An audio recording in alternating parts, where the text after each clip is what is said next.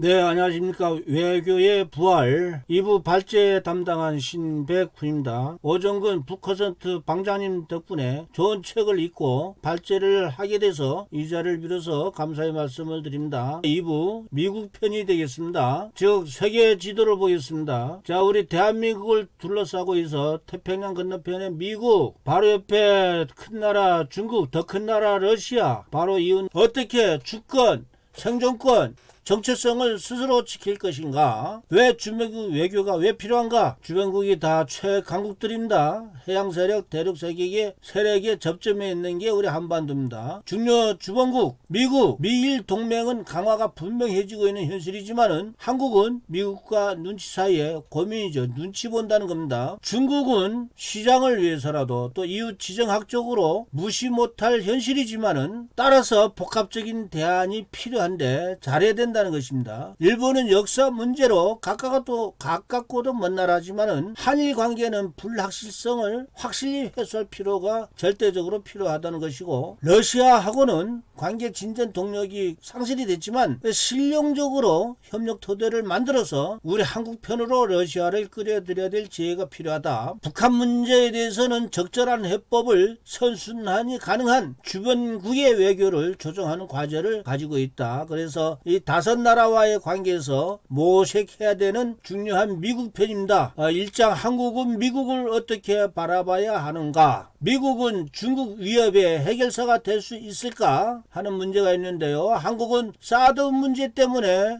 중국의 보복을 당하고, 또 호주도 중국의 보복이 있었는데 미국에서 직접적으로 개입한 것은 없이 군사적 지원에만 했었습니다. 그래서 과연 이것이 해결사가 될 것인가? 근본적인 질문을 던지게 된다는 것이죠. 또 미국하고는 가치 동맹과 이익 동맹의 관계인데, 미중의 전략 경쟁에 있어서 한국은 미국 편에 서는 게 확실하지만은 지정학적 리스크를 고려해서 중국과 우호 관계가 우리 한국은 유지해야 된다라는 이유를 미국에게 잘 설명을 해줘야 된다는 것입니다. 한국의 지정학적 리스크를 크다, 이것을 납득시켜야 된다는 것이죠. 그래서 미국하고는 가치 이익 동맹의 공감대를 형성시켜야 나가야 된다. 그래도 미국의 입장에서는 굳건한 한미 동맹이란 것을 가지고 있다. 미국만이 혼자 세계 경찰 국가로 최강 시대는 이제 과거 이야기다. 자유민주주의 국가들을 대상으로 해서 핵심 동맹국 조직을 하고 있다는 것입니다. 여기에 한국도 미국과 지속적으로 이익을 교환해야 되고 또 기여를 확대해야만 됩니다. 이제는 공짜가 아닌 외교력, 군사 비용을 감당하면서 더 책임 있는 자세를 보여야만이 한미 동맹이 계속적으로 발전 진화할 가능성이 있다는 겁니다. 다음 두 번째 2장은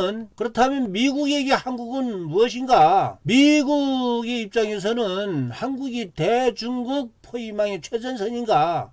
라는 것이죠. 미국이 대중국 인식은 매우 부정적입니다. 로이드 오시트 국방장관이 공식 선언을 했습니다. 중국의 목표는 세계 패권 국가이다. 따라서 미국의 가장 심각한 경쟁자이자 군사적 위협 국가이다라고 공식 선언을 했습니다. 미국에게 한국은 대중국 포위망이 최전선 가치로 존재할 뿐인가? 더 이상의 가치가 있도 한국은 건재력, 군사력은 미국의 커다란 자산이다. 그런데 한국 단독만으로는 미국, 중국의 견인 불가, 이리 오세요 저리 가세요 할 수가 없다는 것입니다.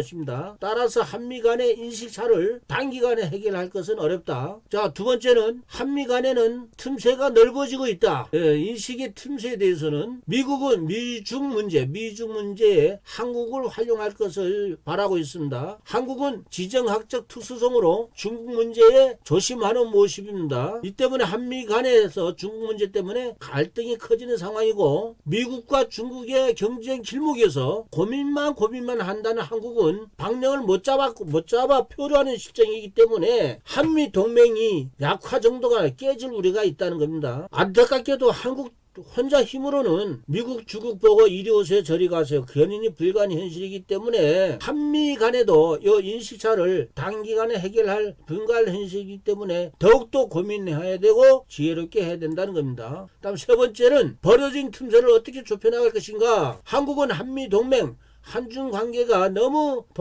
복잡다단하기 때문에 우선순위를 조정해내야 됩니다. 그리고 한국은 한미동맹의 근간이 뭐냐? 가치동맹 요소를 자유민주화 시장경제라는 요소를 중시해야 된다는 것. 또 북한은 중국 문제로 미국과의 이익을 교환해야 될 필요성이 있다. 또 그 과정에서 신뢰가 반복적으로 쌓여야만이 공감대가 형성이 된다는 겁니다. 네 번째는 그래도 오래된 친구가 좋은 친구라고 미국은 아직까지는 생각하고 있다. 한미 동맹의 장점은 지난 70년간 신뢰가 누적되어 있는 존재다. 미국도 지금 국내 문제가 산적하기 때문에 동맹국들에게 돈 좀 더 내라, 분담금 내라, 책임 더 해라, 증대를 요구하는 현실입니다. 따라서 한국도 무비용 시대는 이제는 지났다. 공짜로 세계 무대를 누빌 시대는 이제 과거다. 책임을 져야 되고 때에 따라서는 불이익도 감수할 준비가 돼 있어야 되고, 이를 통해서 한국과 미국 사이에 편한 관리를 잘해서 중장기적인 미래를 그려야만이 되겠다 하는 겁니다. 다음 이 미국 편의 3장은 그럼 한국과 미국 간에 어떤 쟁점들이 있고 해법은 뭔가 8가지를 책에서는 제시를 하고 있습니다. 1번은 한미일 안보협력 강화, 2번은 주한미군 문제,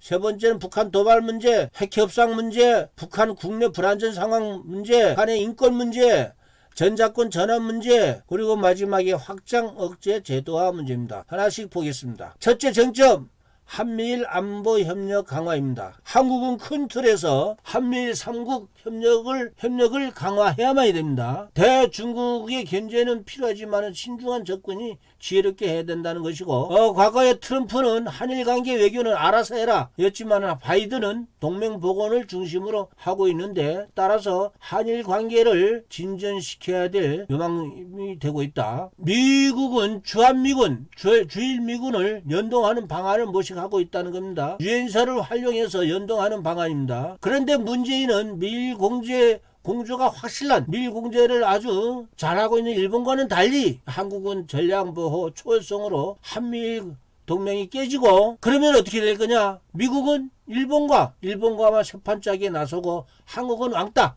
패싱시킨다 이거. 한국은 기회 낮추게 된다. 그러면 어떻게 되겠습니까? 위험해지는 것이죠. 다음 두 번째 쟁점은 주한미군을 감축하고 재배치하는 겁니다. 주한미군은 현재 수준 유지가 최선이긴 하지만은 미국이 해외 주둔군을 조정 시도를 하고 있다는 겁니다. 이에 대비를 해야 된다. 또 미군 배치 방식을 변경을 검토하고 있다는 겁니다. 붙박이가 아닌 신속한 투입 가능한 유연성 확보로 변경을 하고 있다는 겁니다. 그럼 여기서 주한미군은 제외가 되냐?